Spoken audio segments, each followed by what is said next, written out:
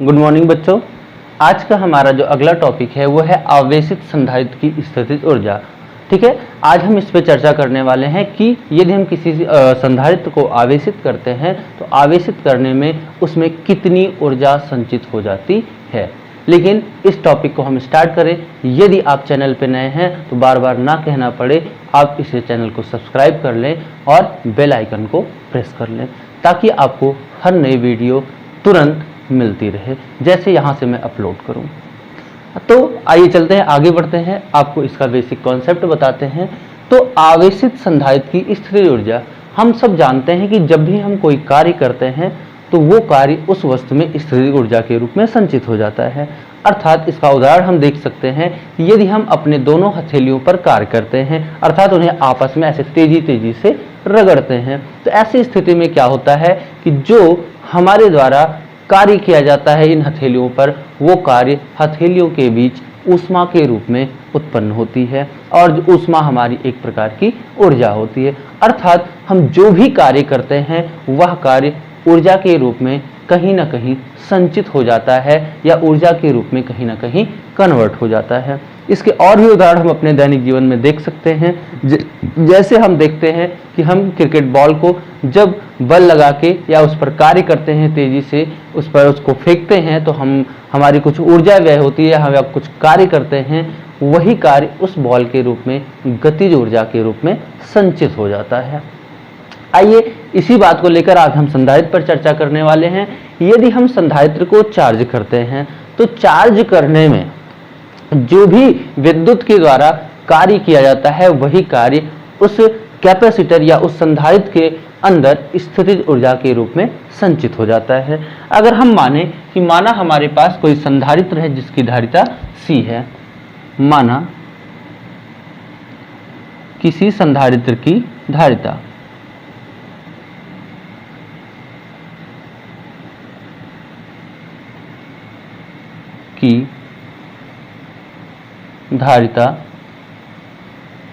C है, जिसे हमने Q डैश आवेश देने पर, जिसे Q डैश आवेश देने पर उसका विभव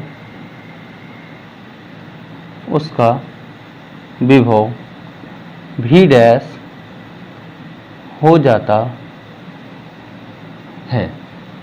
तो अगर यहाँ पे हम C, Q और V में रिलेशन निकालें तो हमने जैसा कि शुरुआत में ही पाठ के पढ़ा था कि जब भी हम किसी कैपेसिटर को चार्ज करते हैं तो कैपेसिटर को दी गई जो आवेश की मात्रा होती है वो उसके विभव के अनुक्रमानुपाती होती है। अर्थात हमारा जो V होता है वो कहीं ना कहीं दिए गए आवेश की मात्रा पर निर्भर करता है। अर्थात V dash is equal to हमारा जो मान होता है वो कितना होता है, हमने वहां पे पढ़ा था कि V डैश या V बराबर Q अपान C, जिसे हम आपको थोड़ा सा याद दिला देते हैं। हमने कहा था कि जब भी हम किसी कैपेसिटर को चार्ज करते हैं तो दी गई आवेश की मात्रा उसके विभव के अनुक्रमानुपाती होती है। अर्थात Q is equal to C भी आया था। यदि हम यहाँ से V की वैल्यू निकालते हैं तो V is equal to Q upon यानी कि दिया गया आवेश अपान V, यानी कि C इज इक्वल टू आपका ये हो जाता है कि Q अपान V, जहाँ पर Q दिया गया आवेश है तथा V उस आवेश के कारण उत्पन्न विभव होता है। तो यहाँ से हम चाहे C की वैल्यू निकालें और चाहे V की वैल्यू निकालें, आप V को इधर भेज के C को इधर रख सकते हैं। V इज इक्वल टू हो जाता है Q अपान C। वही चीज मैंने यहाँ पे लिखा कि माना हमारे पास कोई संधारित्र जिसकी धारिता C है, जिसे मैंने Q डैश आवेश दिया और उस आवेश के कारण उसका जो विभव है वो V डैश हो जाता है। ऐसी स्थिति में V dash is equal to Q dash upon C होगा। अब इसके बाद इतना करने के बाद जब हमने आवेश को Q डैश संधारित्र को हमने Q डैश आवेश दे दिया, इसके बाद उसका विभव जो हो गया V डैश। ऐसी स्थिति में यदि हम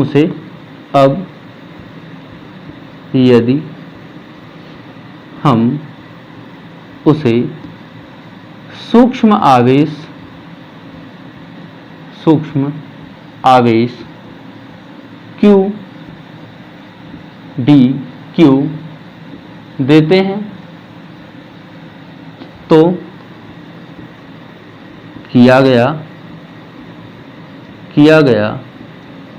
कार्य, हम उसे इतना चार्ज करने के बाद जब उसका विभव भी हो गया था, उसके बाद मैंने उसको थोड़ा सा आवेश dq और देने का निर्णय लिया और उस dq आवेश देने में किया गया कार्य निकाला। और हम सब जानते हैं विभव की परिभाषा से कि विभव v बराबर होता है W/Q या W बराबर होता है V × Q।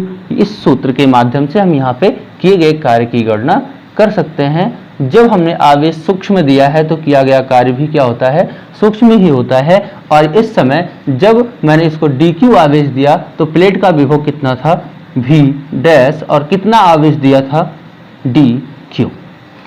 v डैश का मान आप यहाँ से रख सकते हैं, लिख देंगे इसे समीकरण नंबर 1, लिखेंगे यहाँ पे v डैश का मान समीकरण 1 से, ठीक है ना। v डैश का मान हम कहाँ से रखते हैं, समीकरण 1 से। तो ये हो जाता है dw = q dash upon c × dq। अर्थात इस सूक्ष्म आवेश dq को देने में जो किया गया कार्य सूक्ष्म होगा वो dw = q dash upon c × dq होगा। अब इसके बाद का जो हमारा प्रोसेस स्टार्ट होगा वो उसके लिए होगा कि यदि हम प्लेट को 0 कूलाम से लेकर q कूलाम या 0 आवेश से q आवेश तक चार्ज करते हैं तो इतना चार्ज करने में हमें कितना कार्य करना पड़ेगा। लिखेंगे यदि संधारित्र को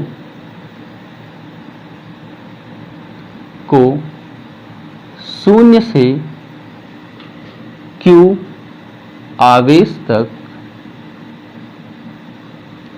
आवेशित किया जाए,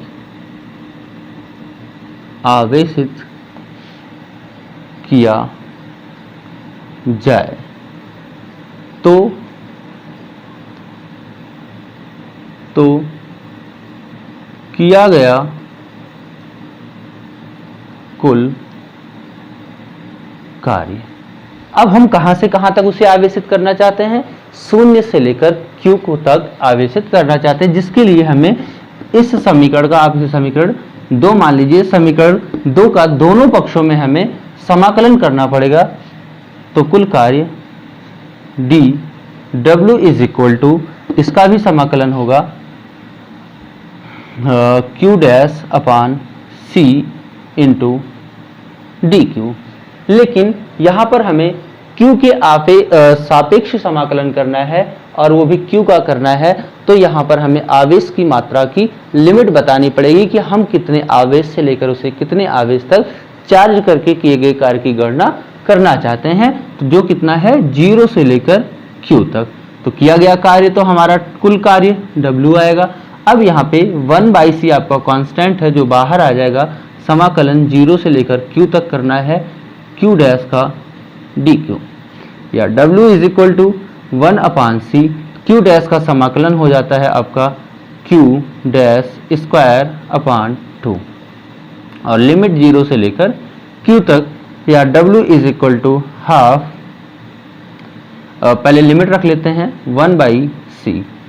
अपर लिमिट, पहले अपर लिमिट, इस लिमिट को यहाँ पे रखते हैं तो q डैश के स्थान पे हमें q रखना होगा और ये हो जाएगा q² / 2 माइनस, इस बार लोअर लिमिट माइनस का निशान लगा के, तो q डैश के स्थान पे रखेंगे 0/2। आगे बढ़ते हैं। W = ये वैल्यू 0 हो जाएगी और आपकी बचेगी 1/2 गुणे q² / c। अर्थात जो संधारित्र को चार्ज करेंगे हम 0 से लेकर q आवेश तक, तो किया गया कार्य हाफ q² / c के बराबर होगा और यही कार्य उस संधारित्र के मध्य स्थितिज ऊर्जा के रूप में संचित हो जाएगी, जिसे हम U से लिख सकते हैं, या U = हाफ q² / c। ये जहां पर हम c की वैल्यू अलग अलग रख करके हम इसके अलग अलग मान निकाल सकते हैं, जिसमें हम U इज इक्वल टू, आप यहां से देख सकते हैं कि Q का मान कितना होता है, CV के बराबर। तो यहां पे मैं लिख सकता हूं Q के स्थान पे हाफ, Q के स्थान पे CV, इसका स्क्वायर है तो C square into V square upon C। आप इसे हल करेंगे तो ये हो जाएगा हाफ, एक C से एक C कैंसिल हो जाएगा, CV स्क्वायर, अर्थात जो स्थितिज ऊर्जा होती है वो हाफ CV स्क्वायर के बराबर भी होती है। ठीक है, आज के लिए बस इतना ही। मिलते हैं अब आपको अगली वीडियो में एक अगले टॉपिक के साथ। तब तक के लिए खेलते रहिए, हंसते रहिए, पढ़ते रहिए, मुस्कुराते रहिए। जय हिंद।